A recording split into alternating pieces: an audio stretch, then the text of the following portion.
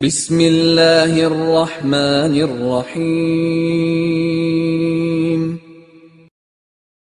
السلام علیکم ورحمۃ اللہ وبرکاتہ۔ الحمد للہ وکفی وسلام علی عبادہ الذین اصطفی، اما بعد۔ حاضرین و ناظرین، یہ درس حدیث نمبر 221 ہے اور آج کا عنوان ہے قیامت کے دن لوگ حضرت آدم علیہ السلام کے پاس جائیں گے۔ روایت سماعت کیجیے، ترجمے کے بعد تشریح ہوگی۔ بسم اللہ الرحمن الرحیم۔ عن ابی ہریرہ رضی اللہ عنہ قال كنا مع النبي صلى الله عليه وسلم في دعوة فرفع إليه الذراع وكانت تعجبه فنهس منها نهسة وقال أنا سيد القوم يوم القيامة هل تدرون بمن يجمع الله الأولين والآخرين في صعيد واحد فيبصرهم الناظر ويسمعهم الداعي وتدنو منهم الشمس فيقول بعض الناس ألا ترون إلى ما أنتم فيه إلى ما بلغكم ألا تنظرون إلى من يشفع لكم إلى ربكم فيقول بعض الناس أبوكم آدم فيأتونه فيقولون يا آدم أنت أبو البشر خلقك الله بيدي ونفخ فيك من روحي وأمر الملائكة فسجدوا لك وأسكنك الجنة ألا تشفع لنا إلى ربك ألا ترى ما نحن فيه وما بلغنا فيقول ربي غضب غضبا لم يغضب قبله مثله ولا يغضب بعده مثله ونهاني عن الشجرة فعصيته نفسي اذهبوا إلى غيري اذهبوا إلى نوح فيأتون نوحا فيقولون يا نوح أنت أول الرسل إلى أهل الأرض فسماك الله عبدا شكورا ما ترى إلى ما نحن فيه ألا ترى إلى ما بلغنا ألا تشفع لنا إلى ربك فيقول ربي غضب اليوم غضبا لم يغضب قبله مثله ولا يغضب بعده مثله نفسي ائتوا النبي صلى الله عليه وسلم فيأتوني فأسجد تحت العرش فيقال يا محمد ارفع رأسك واشفع تشفع وسل تعطى رواہ البخاری۔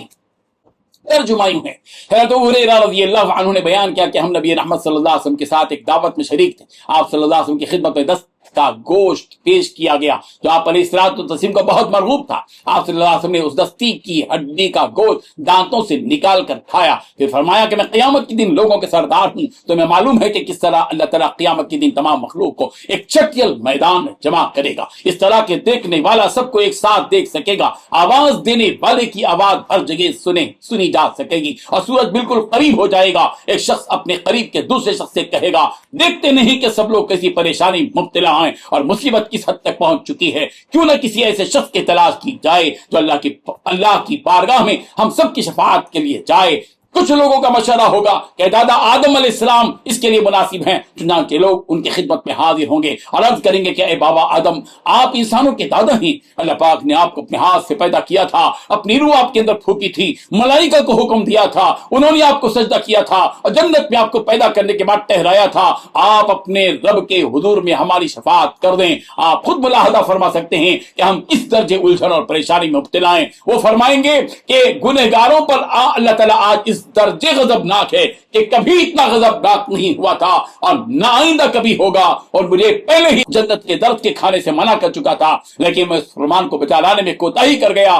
آج تو مجھے اپنی ہی پڑی ہے، نفسی تم لوگ کسی اور کے پاس جاؤ، ہاں نوح علیہ السلام کے پاس جاؤ۔ چنانچہ سب لوگ حضرت نوح علیہ السلام کی خدمت میں حاضر ہوں گے اور عرض کریں کہ اے نوح، آپ آدم علیہ السلام کے بعد روئے زمین پر سب سے پہلے نبی ہیں، کہہ کر پکارا ہے، آپ بے شکور ہیں۔ اللہ تعالیٰ نے کس پریشانی میں ہم کو مبتلا کیا ہے آپ ملاحظہ کر سکتے ہیں۔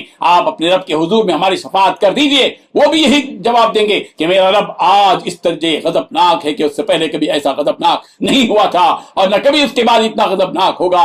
آج تو مجھے خود اپنی ہی فکر ہے، نفسی تم نبی کریم صلی اللہ علیہ وسلم کی خدمت میں جاؤ۔ چنانچہ وہ لوگ میرے پاس آئیں گے، پیغمبر نے فرمایا میں ان کی شفاعت کے لیے عرش کے نیچے سجدے میں گر پڑوں گا، پھر آواز آئے گی اے محمد سر اٹھاؤ اور شفاعت کرو، تمہاری شفاعت قبول کی جائے گی، مانگو تمہیں دیا جائے گا۔ بزرگان محترم، اس حدیث سے یہ بات معلوم ہوئی کہ رسول رحمت صلی اللہ علیہ وسلم کو دست کا گوشت زیادہ پسندیدہ تھا۔ اگر ہم بھی اسی بنیاد پر دست کے گوشت کو پسند کریں گے، ہاتھ کا گوشت، تو ممکن ہے کہ رسول رحمت صلی اللہ علیہ وسلم کی دیگر سنتوں پر عمل کرنے کا جذبہ دلوں میں پیدا ہوگا۔ اور اس حدیث سے یہ بھی معلوم ہوا کہ رسول رحمت صلی اللہ علیہ وسلم قیامت کے دن دنیا جہاں کے سارے ہی لوگوں کے سردار ہوں گے، اور یہ بات بھی معلوم ہوئی کہ اللہ تعالیٰ دنیا جہاں کی ساری مخلوق کو قیامت کے دن ایک چٹے میدان میں جمع کریں گے، اور نوعیت ایسی ہوگی کہ دیکھنے والا سارے ہی انسانوں کو ایک ساتھ دیکھ سکے گا، اور اندازہ ایسا ہوگا کہ آواز دینے والے کی آواز ہر جگہ سنائی جا سکے گی۔ یہ قدرت کی خاص جھلک ہوگی جو قیامت کے دن دائر ہوگی۔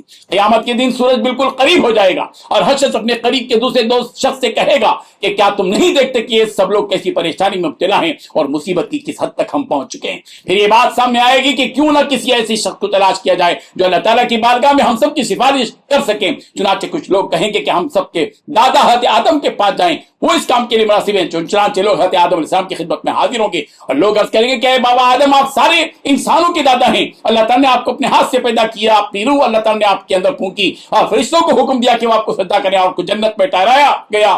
آپ اپنے رب کے حضور ہماری شفاعت فرما دیں، اور آپ کو معلوم ہے کہ ہم کس قدر الجھن اور پریشانی میں مبتلا ہیں۔ حضرت آدم علیہ السلام فرمائیں گے کہ آج اللہ تعالیٰ گنہگاروں پر حد درجے غصے میں اس قدر غصہ اور غضبناک آج تک نہیں ہوئے، اور نہ ہی آئندہ اس قدر غضبناک ہوں گے۔ مجھے خود پہلے ہی جنت میں درخت کے کھانے سے منع کیا گیا تھا، لیکن میں اس حکم کو بجا لانے میں کوتاہی کر گیا۔